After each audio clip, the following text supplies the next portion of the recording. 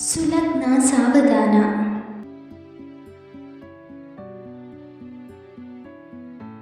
ಹಾಗಾದರೆ ನಾವೇ ಆ ಶಾಸ್ತ್ರವನ್ನು ಮಾಡೋಣ ಅಂತೀರಾ ಅಂತ ರಾಯರು ಕೇಳಿದರು.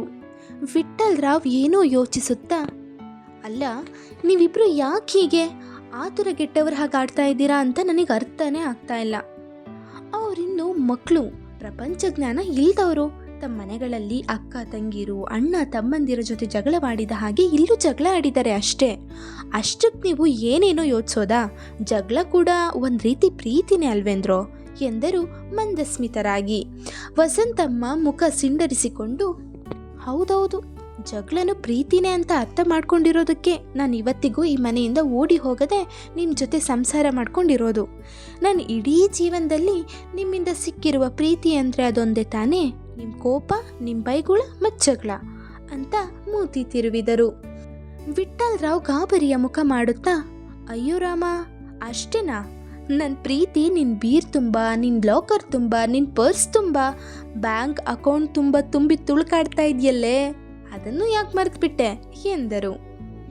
ಏನು ಮಹಾ ನೀವು ಕೊಟ್ಟಿರೋದು?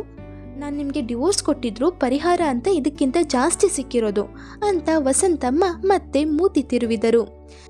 ಶ್ರೀನಿವಾಸರಾಯರು ಇದನ್ನು ನೋಡುತ್ತಿದ್ದವರು ಜೋರಾಗಿ ನಗುತ್ತಾ, ಹೊಸ ಮದುಮಕ್ಕಳನ್ನು ಬಿಡಿ, ನೀವು ಜಗಳ ಆಡ್ತಾ ಇರೋದನ್ನು ನೋಡಿದ್ರೆ ಈಗ ನಿಮಗೆ ಮತ್ತೊಮ್ಮೆ ಫಸ್ಟ್ ನೈಟ್ ಮಾಡಿಸ್ಬೇಕೇನೋ ಅಂತ ಅನ್ನಿಸ್ತಾ ಇದೆ ಎಂದರು.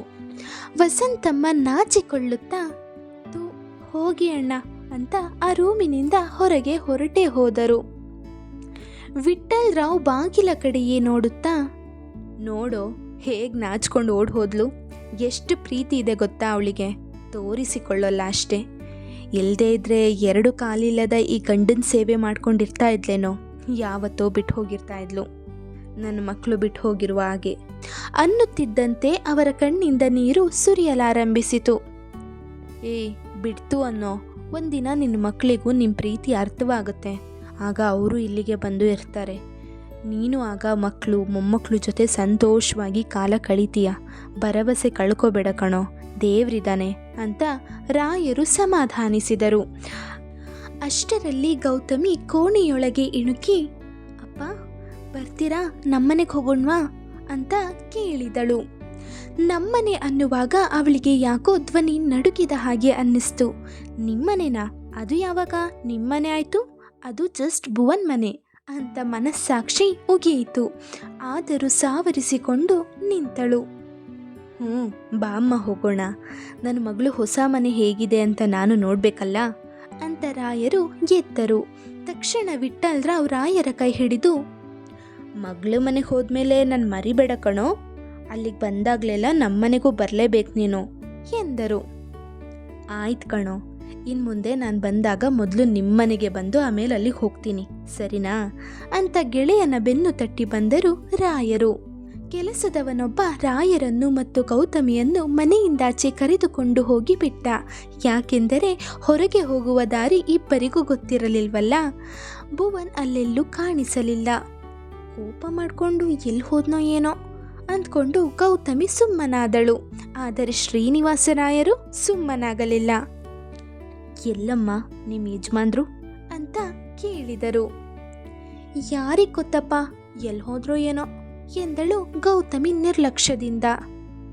ಫೋನ್ ಮಾಡಿ ಕೇಳಮ್ಮ, ನಿನ್ನೆ ತಾನೇ ಮದುವೆ ಆಗಿದೆ, ಇವತ್ತು ಇನ್ನೂ ಹಸಿಮ ಇರುತ್ತೆ, ಆಗಲೇ ಎಲ್ಲಂದ್ರಲ್ಲಿ ಹೋಗಬಾರ್ದವರು ಎಂದರು ರಾಯರು ಕಾಳಜಿಯಿಂದ. ಆಕ್ಸಿಡೆಂಟಲ್ ಹಸ್ಬೆಂಡ್ ಆದರೂ ಈ ರೂಲ್ಸ್ ಅಪ್ಲೈ ಆಗುತ್ತಾ ಅಂತ ಗೌತಮಿ ಕೇಳೋಣ ಅಂದ್ಕೊಂಡ್ಳು. ಆದರೆ ಅಪ್ಪನಿಗೆ ಬೇಜಾರಾದರೆ ಕಷ್ಟ ಅಂತ ಮೊಬೈಲ್ ತೆಗೆದುಕೊಂಡು ಕಾಲ್ ಮಾಡಲು ಹೊರಟಳು. ಹಸ್ಬೆಂಡ್ ಅಂತ ಸೇವ್ ಮಾಡಿರುವುದನ್ನು ನೋಡಿಯೇ ಅವಳಿಗೆ ಮೈಜುಮ್ಮೆಂದಿತ್ತು.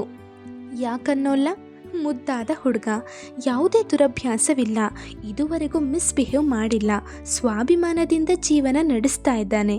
ಒಬ್ಬ ಹುಡುಗಿಗೆ ಒಬ್ಬ ಹುಡುಗ ಇಷ್ಟ ಆಗೋದಕ್ಕೆ ಇದಕ್ಕಿಂತ ಮತ್ತೇನು ಬೇಕು? ಗೌತಮಿಗೆ ಭುವನ್ ಒಂದೇ ದಿನಕ್ಕೆ ಇಷ್ಟ ಆಗಿಬಿಟ್ಟಿದ್ದ. Love at first site.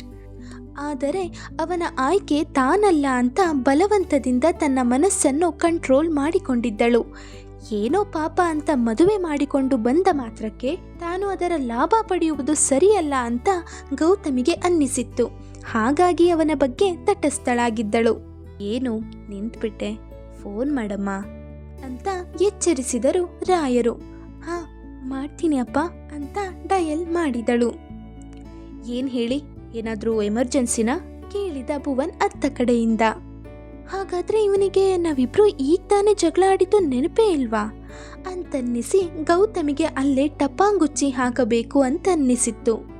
ಅದು ಅಪ್ಪ ನಿಮ್ಮನ್ನ ಕೇಳ್ತಾ ಇದ್ರು ಅಂತ ರಾಗ ಹೇಳಿದಳು ಗೌತಮಿ.